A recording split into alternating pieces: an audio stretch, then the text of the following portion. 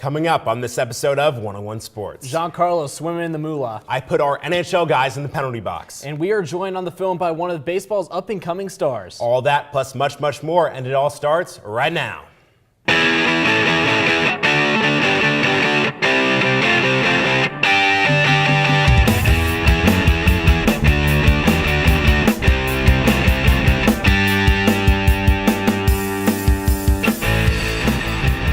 Welcome to this episode of 101 Sports. I'm Preston Willett. Over the weekend, Kevin Hart called out Jameis Winston for all the dumb stuff he's done this season. Steve, how would you feel if Kevin Hart was your conscience? I'd feel like my conscience needs to grow a few inches. Welcome back. I'm Steve Normington, and here are your starting five.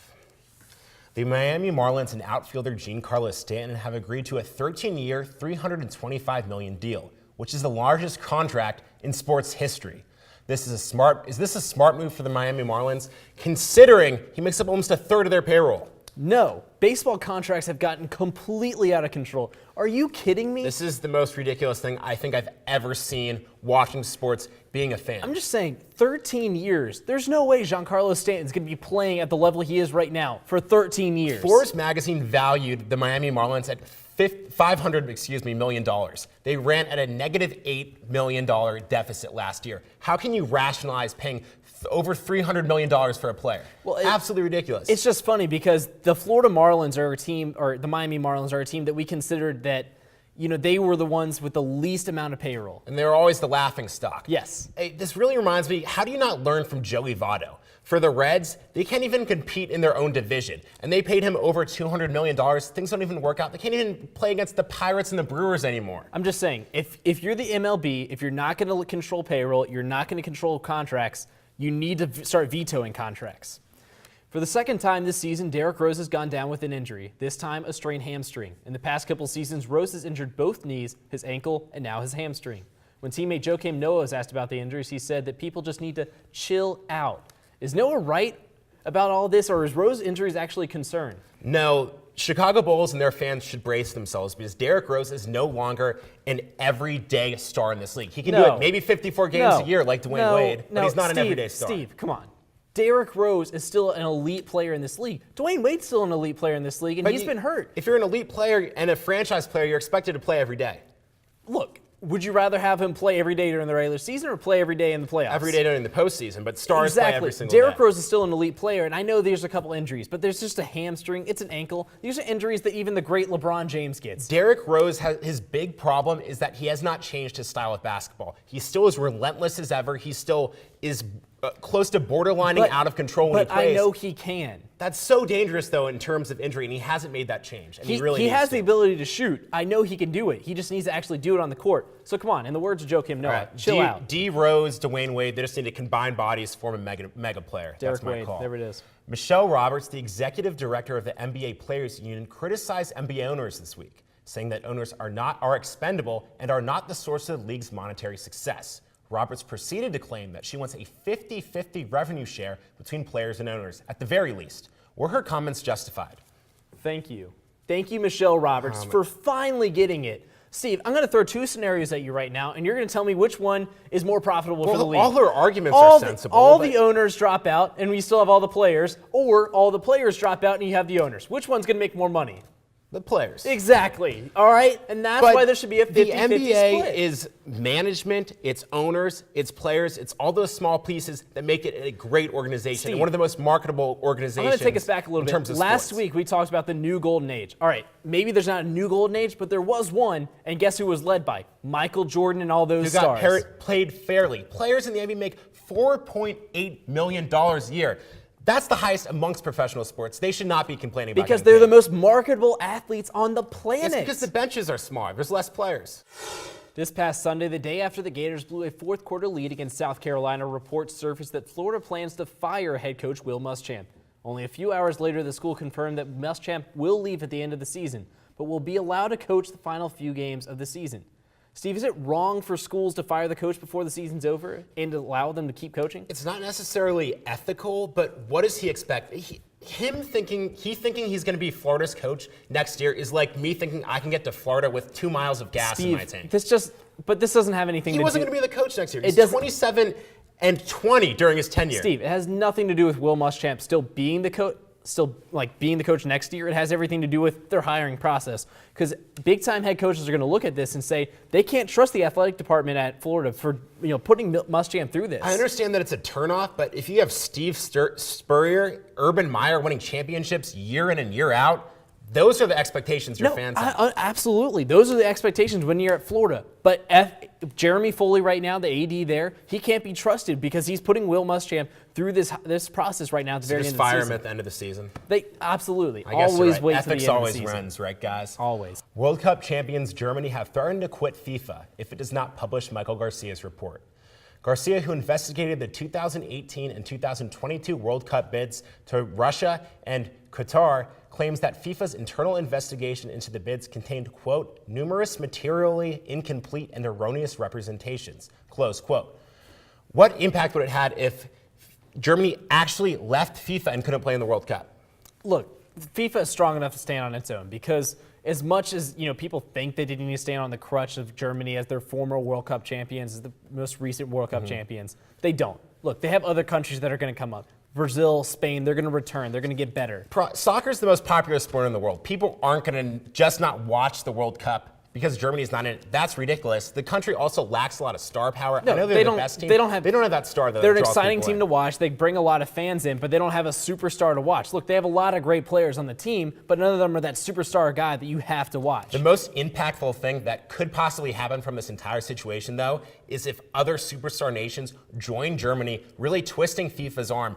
FIFA has had a terrible relationship with UEFA in the past, and they've been charged with such kind of crazy things in terms of conspiracies, violations within the organization, that their ethics have just become so questionable that the entire organization is in danger of losing itself. Look, at the end of the day, Germany wants to play in the World Cup. They want to be a part of that, because what's better than representing your country? Nothing.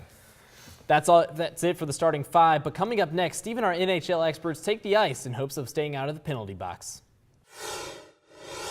Welcome back. We are now joined by our NHL experts, Jared Kimball, Cam Soselsky, for our first penalty box segment of the season. Guys, I am so excited. So essentially, if you're deemed the loser of any of these questions, I'm going to throw you in here for 30 seconds, and you can't speak when you're in the penalty box for 30 seconds. The other person gets all the show time, so you don't want to end up in that penalty box. Let's start off in the Pacific Division. Very exciting race going on right now between the Vancouver Canucks and those pesky Calgary Flame. Jared, you're big on the Calgary Flames now. Why? I love the Flames because they surrounded their young guys in Monahan, Boma, and Gaudreau with some experienced veterans, and I really love what they did. They have a top 5 offense in goals per game and top 10 in their power play, and I love two things about them. They keep the puck out of the defensive zone, all their faceoffs, or in the neutral zone, or in their offensive zone, and when they're trailing in the second period, they're the best offensive team.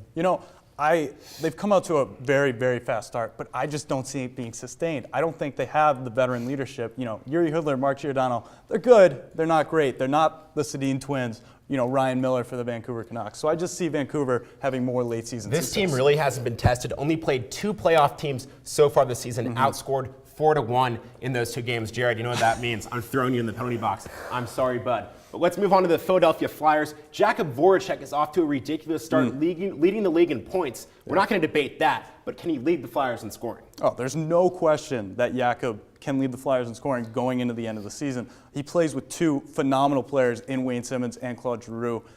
Players that make him better. And Jakub is really a player that got away from the Columbus Blue Jackets. They drafted him first round a couple years back.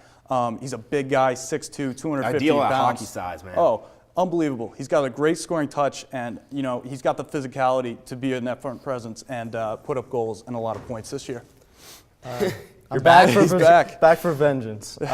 You mentioned Giroux, and that is the guy that I think is going to lead in the Flyers' point totals. And when I'm comparing 2 players, I look at Corsi player rating, and one of the components of Corsi is quality of teammates.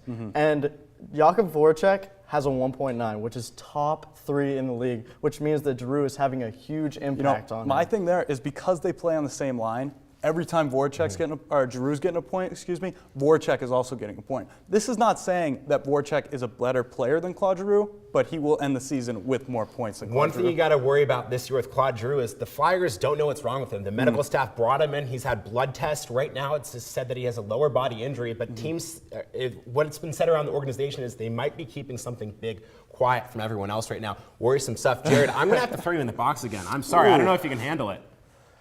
Let's move on, though. We're going to talk about some Hall of Famers. The 2015 ballot is finally out, and we've got a lot of repeat names on this ballot, gentlemen. Which one of those repeaters will finally make it into the Hall of Fame? I went with another great scorer for the Philadelphia Flyers in Eric Lindros. This guy was one of the top 5 players in the 90s, no question. And for that reason, he should be in the Hall of Fame. He was better than a point-a-game player.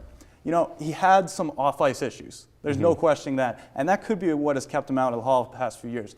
But at the end of the day, he had the on-ice success, and he should be in the Hall of Fame. He's one of those physical players, physically dominant. I loved watching him play as a Flyers fan.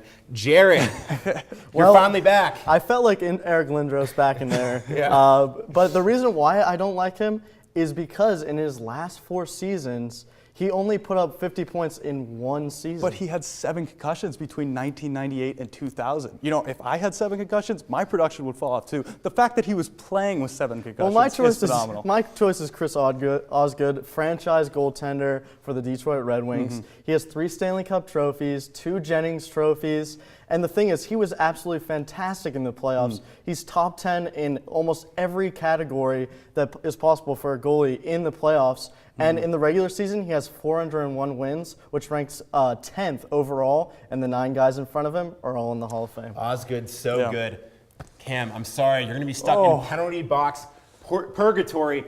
I just think those NHL hockey writers don't think Lindros was tough enough towards the end of his career. Those old school guys aren't going to be having it. Coming up, all right, we dole out NFL player superlatives. Don't go anywhere.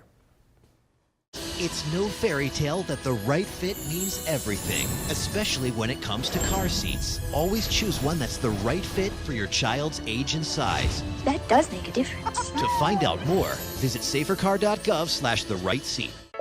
This is your computer. Let's go in. Let's go. Okay.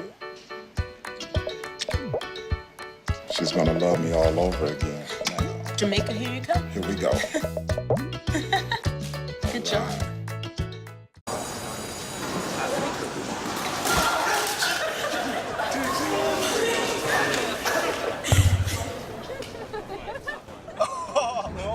That's low. Look, he's blushing. Seriously.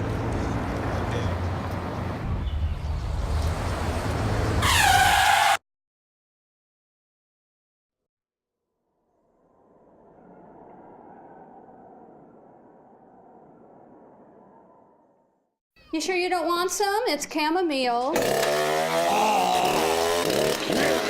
Listen, you are extremely terrifying. Just the scariest undead subhuman thing on TV, and I really mean that. But I am worried that you could give my kids nightmares if they see you, so I'm gonna have to block you.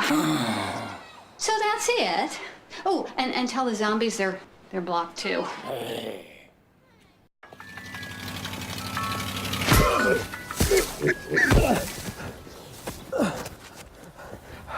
So, same time next week? Well, of course. Danse, balance la cadence, ondule bien tes hanches, au bal du dimanche. You didn't give up on sex. Don't give up on birth control either. There are more methods than you think. Find yours at bedsider.org.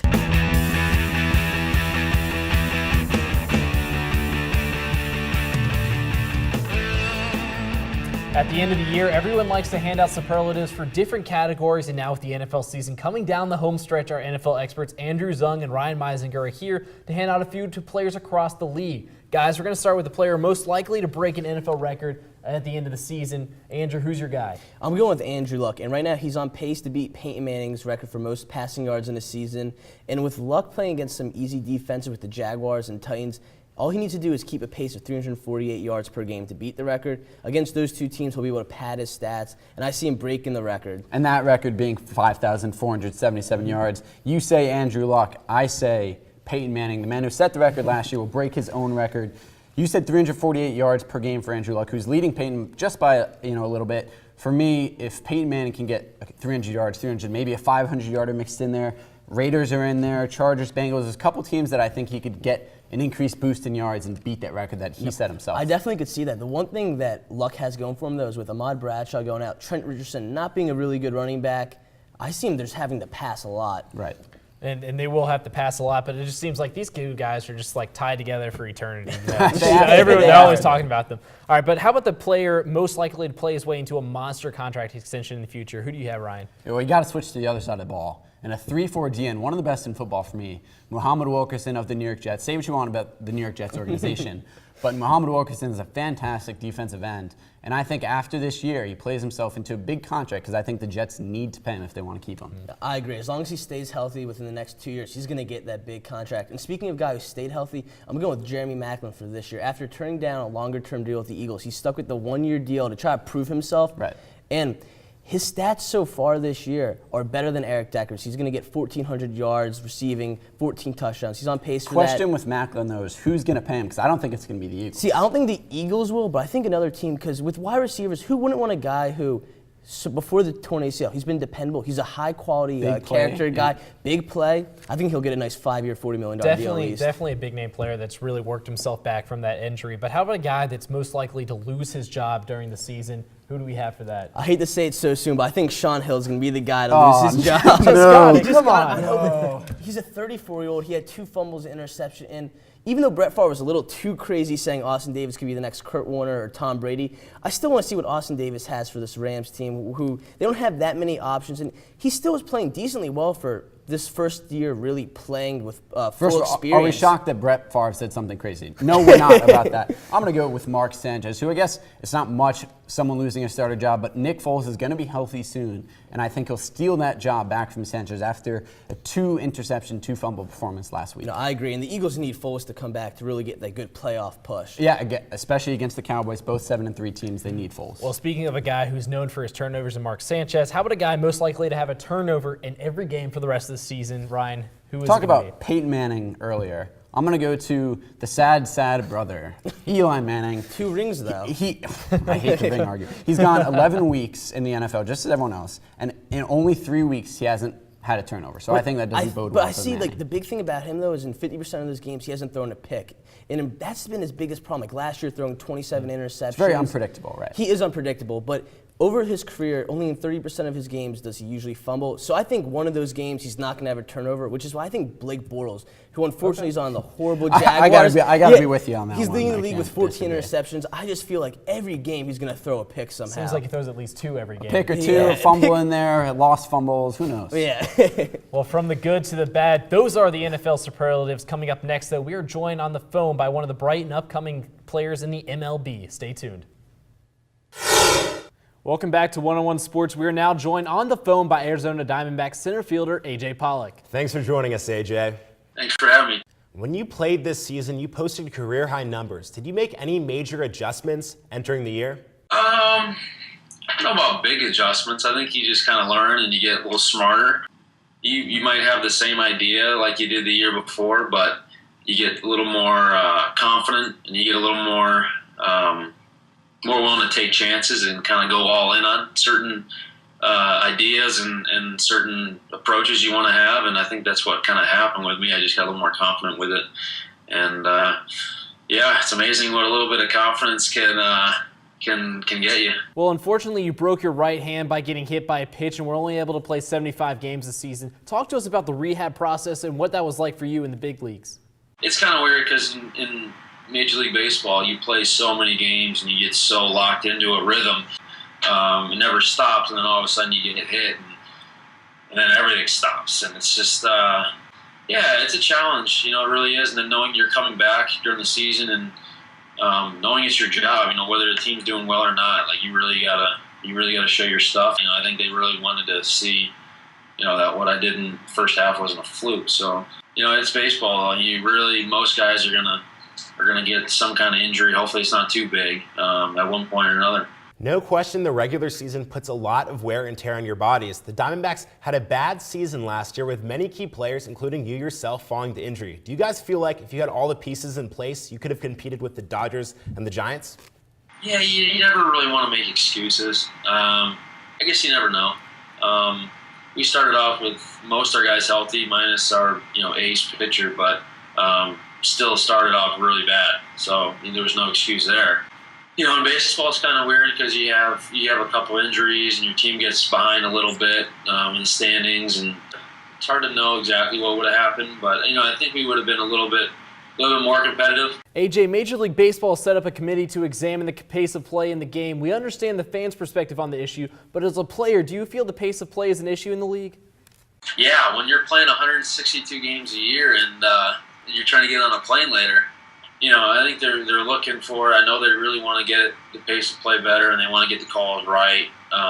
So hopefully they could kind of figure out a good way to keep the pace of play right, but at the same time be able to go review plays and get them right. It's good for watching it. It's good for playing it. Yeah, I'm all for it. AJ, all those traditionalists out there aren't going to be too happy with you, but let's go back to 2013 when the Dodgers clinched the division at Chase Field, your home ballpark, and celebrated by jumping into the outfield swimming pool. Did you and your teammates take offense to that, and have you gone for a swim yourself? Great question. No, I haven't jumped in the pool. I probably never will anymore. The Dodgers is the Dodgers. They do things a little differently. Yeah, you take a little offense to it. Taking it to the next level like that when you've only won the division that's a little bit much. You take it to celebrating with your teammates to more kind of rubbing it in your opponent's face, and that's kind of what we felt. And whether they regret it or not, I don't know, but it is what it is. It's not. No one's too bitter about it. All right, AJ, we're going to go back in time a little bit. Back in 2009, you were selected 17th overall in the MLB draft by the Diamondbacks. Share a little bit about your draft day experience and what that was like for you. Well, so I'm from Connecticut. I had a couple people over, and it was pretty wild too. I remember the Nationals had picks 1 and 10. They called me at 10, they called me and my agents, and they just signed Strasburg for a whole lot of money and told me, hey, would you take way under slot? You have to leave tomorrow, and you have to sign tomorrow. Nobody signs like the day after. Pretty much said either, I'll come out and sign tomorrow, but you got to give me slot, or, give me a couple days and I'll sign for that. And I didn't hear anything on the other end. And then all of a sudden they said, all right, see you, we'll go to the next guy.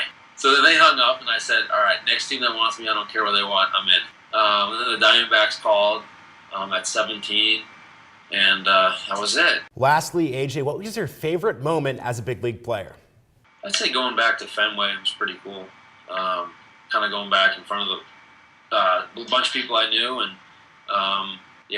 I did. It's different than New York too. New York's just circus for me. So, the big city there. So I'll say going back to Fenway. I'd like to meet a New Englander who doesn't share the same dream. Thanks so much for joining us, AJ. Fabulous stuff. Coming up, we recap the Alabama-Mississippi State game. Don't look at me. Your hair's a bit frizzy today. Aww, you should pick that up. Every day, kids witness bullying. Poor you. They want to help, but don't know how. Teach your kids how to be more than a bystander. Visit stopbullying.gov. I don't know what's happening. Start a new chat. What did I do? Okay. Wow. That is so weird. Hey! Hi! Oh my gosh. Hi! God, I don't even know what to say right now. I'm so nervous. Gia, you're so big. Come closer to the camera. Wait, now you're in my face. That was so good.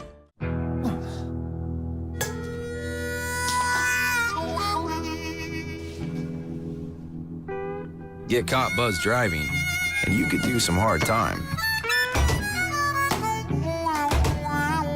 Craig, knock it off.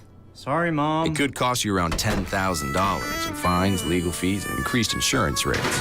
And that could set you back a few years. Buzzed, busted, and broke. Because buzz driving is drunk driving. Danse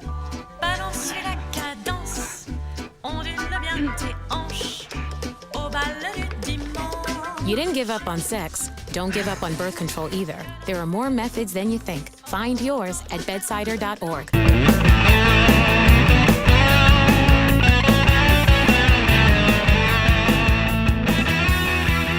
Tuscaloosa was the site of the biggest college football game of the season, and as usual in Bryant-Denny, it went Alabama's way. Our college football experts Nick Markudis and John Roddy are here to cover the aftermath of Mississippi State versus Alabama and its rest of the impact on the college football season. Guys, John, we'll start with you. Does this make Alabama the title favorites? I guess. I mean, I don't.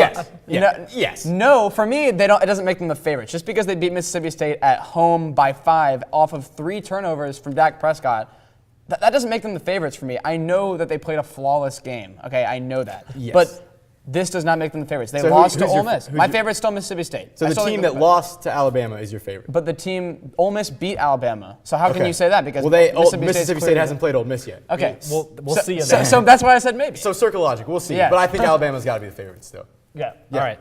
Well, okay, you still say Mississippi State is the title favorites, but right now we're still wondering, can they even make the college football playoff? Definitely, because I have them as my national champion. And right now, they are Love that 4th logic. in the AP poll and projected to be 4th in the college football playoff tonight, and that puts them in the playoffs. And I believe if they get in, 1 versus 4 Bama rematch at Bryant-Denny.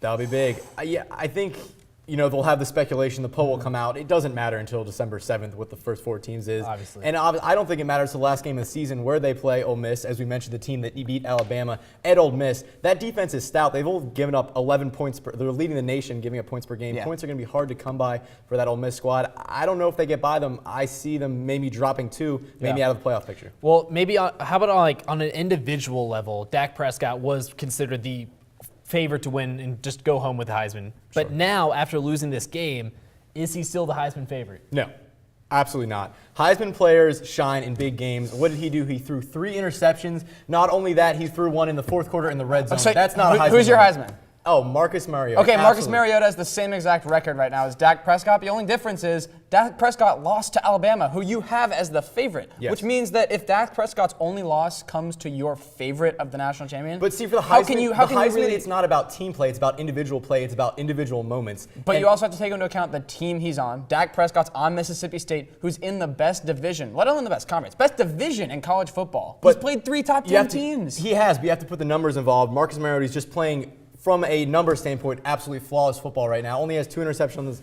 on the season. He threw 3 in 1 game. You look at that, 12 of the last 13 Heismans have been quarterbacks. So is Dak Prescott still your favorite? Yes. Well, actually, no, he's not my favorite. But he's up there. He's up there. Yeah, Okay. he's up there. All right, well, for now, all we know for sure is that Alabama is safe and that Mississippi State will be doing everything they can to stay alive for the college football playoffs. Coming up next, Kobe sets a new record. Steve and I debate if there could be a worse record. Over the years, we've seen a lot of good and a lot of bad in the sports world. Last week, Kobe Bryant set one of those records that, well, no player wants to be associated with, as he recorded the most career shots missed in NBA history. Preston, what is the worst sports record in history? I'm gonna take you into a scenario right now.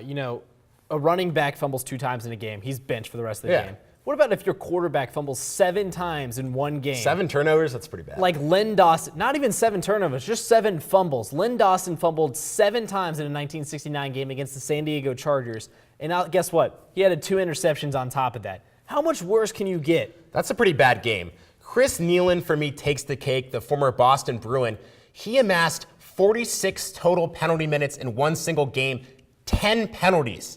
How do you do that and expect your team to win? This guy has some anger issues. Hey. He's had the 5th most penalties Just being in physical. his NHL career. It's all about getting physical in the NHL. Got to get physical. You hit it here first. Well, that's all the time we have for today. But if you missed anything or want to watch it again, check us out on youtube.com/1on1sports. Also, be sure to check us out on Facebook and like us on Twitter and Instagram at 1on1 Sports. As always, thanks for watching. Until next time, whose side are you?